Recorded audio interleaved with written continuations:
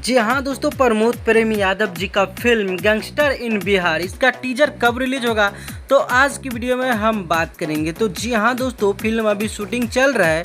इस फिल्म में नजर आ रहे हैं आप लोग का चहेता सुपरस्टार प्रमोद प्रेमी यादव जी और दोस्तों परवेश लाल यादव जी। और दोस्तों बात करते हैं हीरोइन का, तो हीरोइन में नजर रानी चटर्जी आप लोग को देखने को मिलेगा। ये फाइनल खुलासा कर दिया गया है। इस फिल्म का ट्रेलर जो है बहुत जल्दी आप लोग के बीच में रिलीज किए जाएंगे।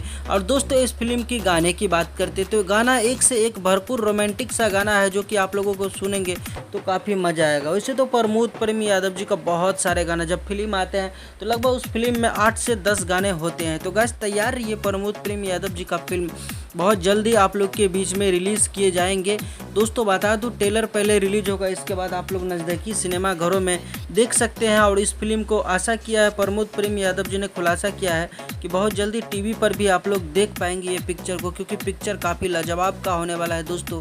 क्योंकि प्रमोद प्रेमी यादव, रानी चटर्जी और परवेश लाल यादव जी यानी दिनेश लाल यादव जी का भाई परवेश लाल यादव जी इस फिल्म में नजर आने वाला है। तो आज का वीडियो में गाइस इतना ही, मिलते नए वीडियो के साथ, तब तक के लिए bye bye, take care, love you all, धन्यवाद दोस्तों।